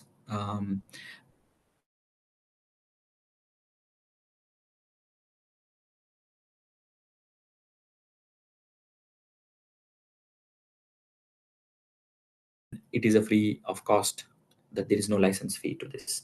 So most of these IoT devices are going to use this spectrum to work on unlicensed bands. I know Tata Telecommunications, right? So they have built a very big LoRaWAN network within India, and which is shared also. Reliance Telecommunications also has a very big uh, low LoRaWAN network. So if we can build an application in this in this area, definitely we have to go through those two players today, Tata or Reliance, to get hooked with our devices to those people, and then they can directly connect our device data back to cloud systems, and then we can use them in our communication mechanisms, right? So also these are the public networks which I am talking about, and then there are some private networks which can be fully controlled, fully aware of it, and then they can work on. These are some of the players who are there today in these two different spectrums. Okay, so this is a kind of an architecture. Okay, so which can be used for any different application. So you okay, so it is very simple, right? So cellular architecture. Okay, you have a cloud server which is running behind somewhere in AWS or Azure or Google Cloud or wherever it is, right? So in this cloud server every device is getting connected. Okay, I just showed to a light right now, but you can use any IoT device. You can imagine this space any IoT device. Every IoT device is in the smart farming can be connected with a SIM card, and then that get connected to directly with a public network or a private network to a cloud system in the background, and they can get connected and then start working on in the field. So it is kind of a full plug and play deployment you can do, and also it is a professional way of maintaining and then professional way of deploying, and very there is no complexity, and also reliable, and very and it's also it is performance will be very good. And in the middle you have a subgig which is unlicensed. So these two are unlicensed spectrum. Okay, so in the unlicensed spectrum we have a star network, also mesh network. So within the unlicensed spectrum, if you are using mesh or star, it will be a private uh, network which is created locally within the gateway. So that's where I said in the cloud systems we don't have a gateway, but in the unlicensed spectrum, or even in the LoRa or Sigfox or LoRa low power WAN, wherever there is a gateway in between, the gateway is getting connected in a mesh network to different IoT devices in the field. These IoT devices can be sensors, or can be any device which is there in the field, and those devices are get connected to a gateway, and then the gateway is processing the data to a backend system and cloud system, and also enterprise systems in the background. So the gateway uses the public mobile network, 2G, 4G, or 3G, and then they get a backhaul to RF, the sub, and then they get connected. So for these kind of devices, there will be definitely a limitation. So one gateway can only support a number of devices, number of IoT devices. It can't support thousands of devices like a cloud. Then if we are increasing the limit, then we have to put another gateway. And also from gateway to these mesh devices, there will be a limitation in the, as we see, it could be 100 meters or 200 meters is a limitation, and we need a line of sight to get connected, and they need to be in the proximity of sensors. That's where we can do this network. Otherwise the mesh will be broken, and then we lose the communication with those devices. So in case of LoRa, it's a star network, so it is not a mesh network. So every device in the field gets connected to a gateway. Okay, but the gateway is very important in this case. So every device is connected to the gateway, and if there is a breakage of one device, there is no problem.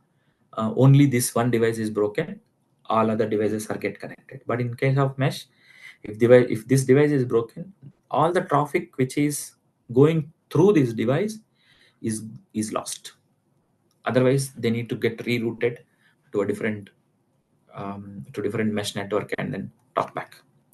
Okay, yeah. So there are advantages and disadvantages of the licensed and also unlicensed spectrum here. Okay, so one is the cost. Cost is huge in the licensed spectrum. There are a lot of standards in the licensed spectrum. We have to adhere to those standards and understand those standards, but it is a reliable network, and the capacity can go much wider. The coverage is very good in the licensed spectrum. Also those are harmonized, and these are owned by mobile operators, service providers like ATAL or Vodafone, Reliance, or some kind of service providers. So that's the reason this is more of reliable and predictive, and the capacity is high, and they are standard and regulated by the authorities of ministry. Okay, but the disadvantage is here is, so for example, we have already seen 2G to 3G to 4G, right? So in many areas in India, 3G is no more available, 2G and 4G only. And in a lot of areas, 2G does not work because the network will not be able to get it. You can only make a call maximum. You will not have a data connectivity. So, and then you are installing thousands of IoT devices in the field, and the network is 4G is gone and 5G came in.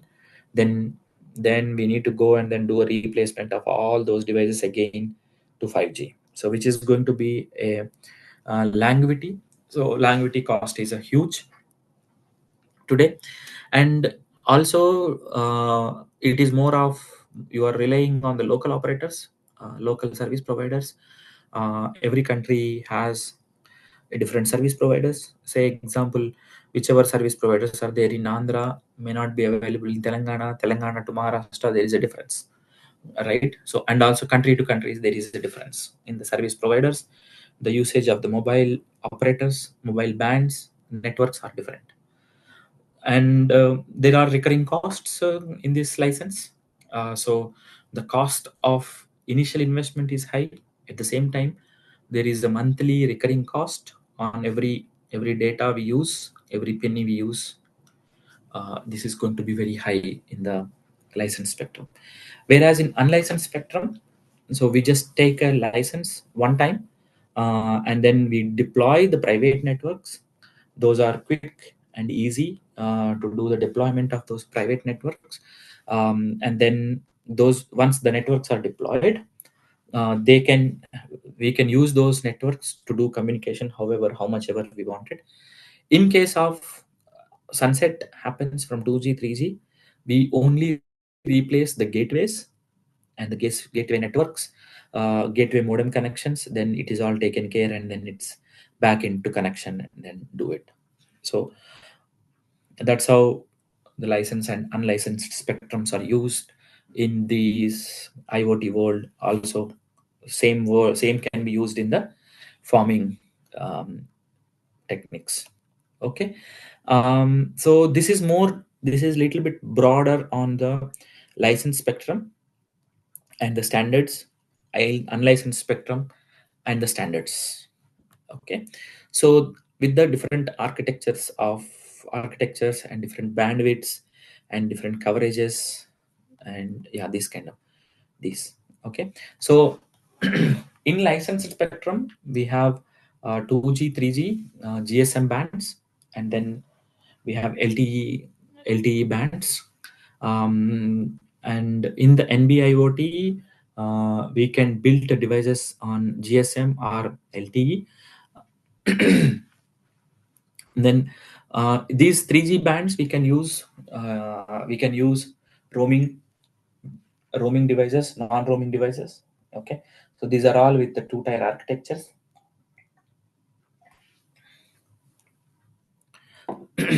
And bandwidth of these architectures are also mentioned here. So if we are using 2G 3G, then it is 64 kbps, and LTE-M 1 Mbps. NB-IoT is 150 kbps, which is a low data rate, but still the connectivity and the range longevity will be more. So coverage wise, 2G 3G will have a good, limited, and can be limited, and then can be good connectivity. So there is a problem here. If you are using 2G 3G, if 3G to 2G is upgradable possibility, but if in case of LTE-M unavailable, the fallback is 2G. At the same time, for NB-IoT, if there is no connectivity, then the fallback is going to be 2G. Right. So in the unlicensed spectrum, various bands are there. So for example, Zigbee or Bluetooth, they use 2.4 gigahertz communication, and it is a two-way communication, happy flow. But we need an authentication at the first time before we communicate anything to those devices. And those will be, in case of BLE, every time you need to authenticate. In case of Zigbee, once you authenticate pair, it will get connected to Zigbee. But there is a difficulty challenge, like sometimes the 2.4 gigahertz is using, then they will have interference issues with the different same frequency usages. At the same time, for RF devices, the frequency ranges are 868 and 915. So you can see these are the ranges which are unlicensed bands. So most of the European regions uses 868 megahertz, and then most of the American regions uses 915 megahertz.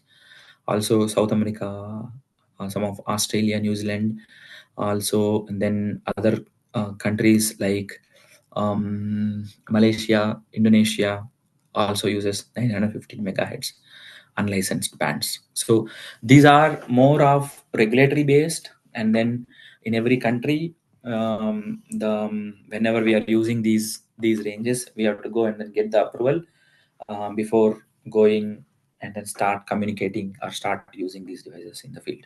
But for India, it is 868 megahertz. You can find many IoT devices in this 868 megahertz, also LoRa bands. Yeah. So that's all I have for today, and maybe in the future, if I have one more opportunity, we can go more deeper into different technologies, different use cases, and build upon on those use cases in the future.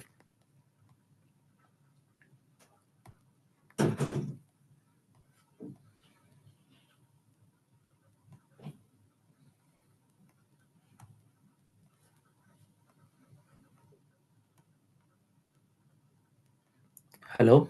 Hi, ma'am. Yeah, Somu sir. Yeah. Hi.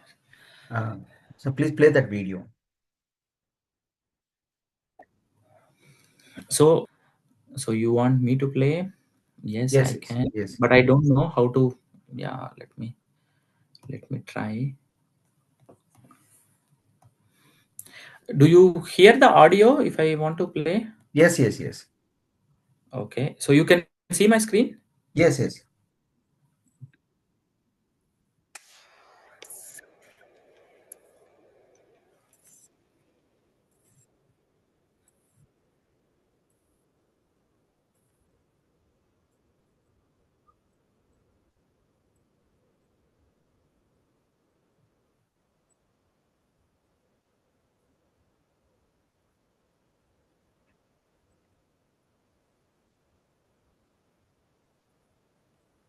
Somu, it's not coming.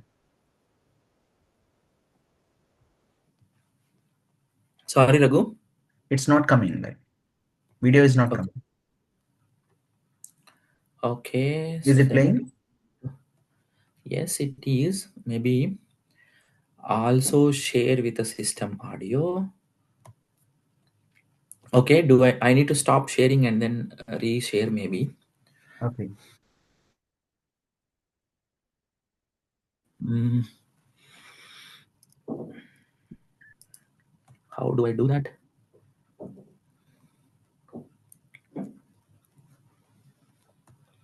Yeah, otherwise, I'll share that. Yes, please go ahead. Yeah. Please stop the sharing. How to do that? That's what I'm trying to figure Share out. option is there. Okay.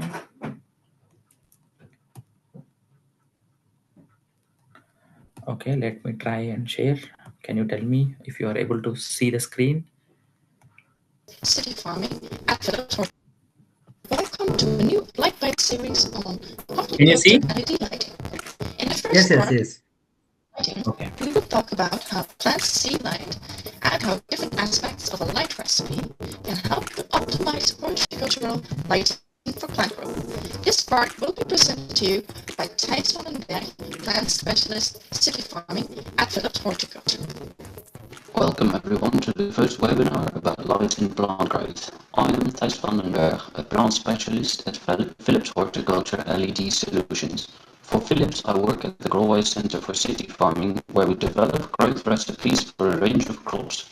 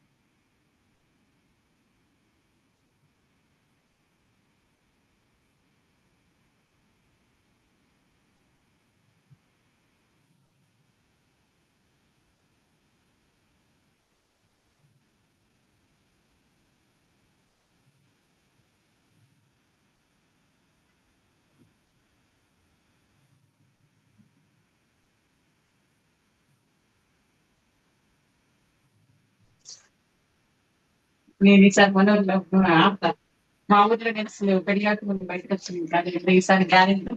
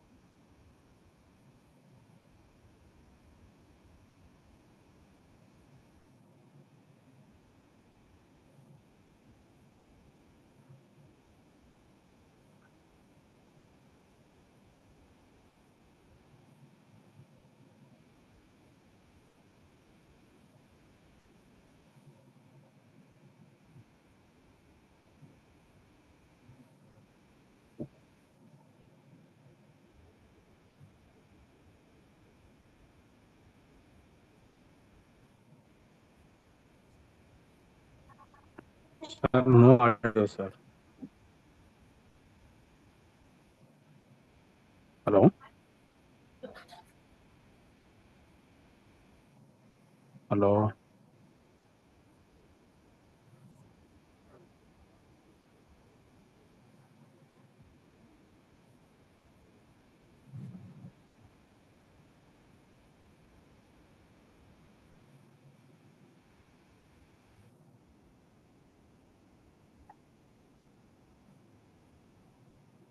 Sir, not audible.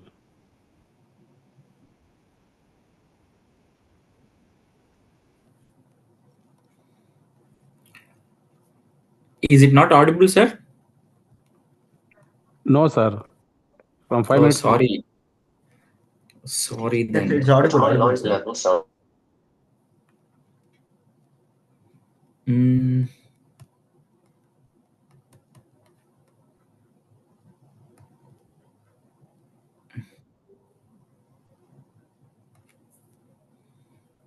okay, so let me reshare with the audio then. Okay, sorry for that. Yeah, nobody has commented, so yeah, I was thinking the audio is also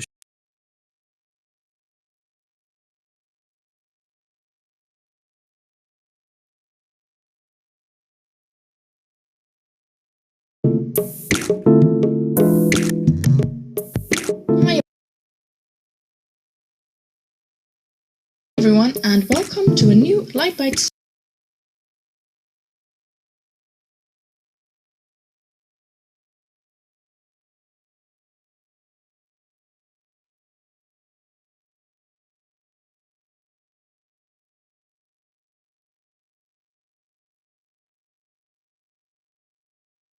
Who, sir?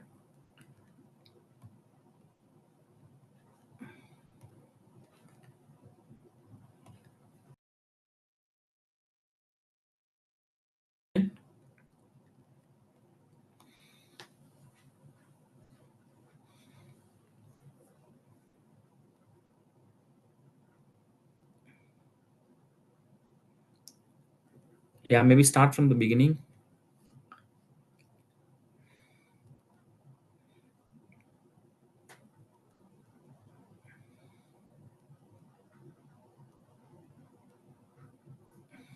We are not able to hear the audio.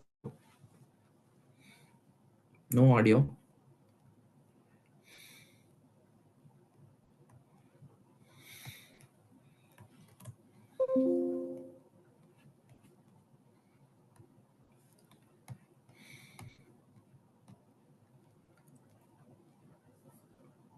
No audio.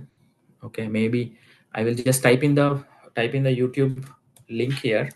You can also look at it in your free time, or you can play after some time, right? So yeah, so that is very helpful video which is used in the smart farming uh, techniques, with the playing with the sunlight and making the differences, the color temperature differences, so that it helps to grow in the plants, to grow the plants.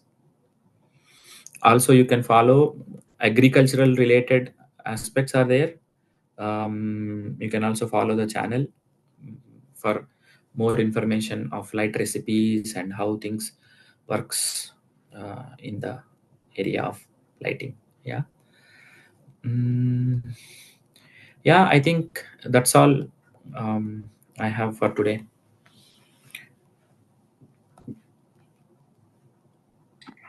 Thank you so much, sir.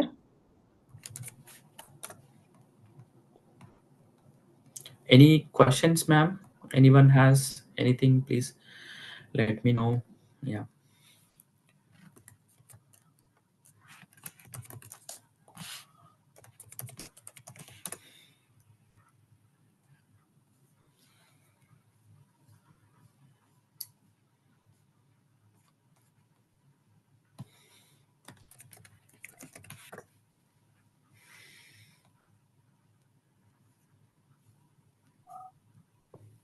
So I'm assuming there are no questions. If any, please raise them right now.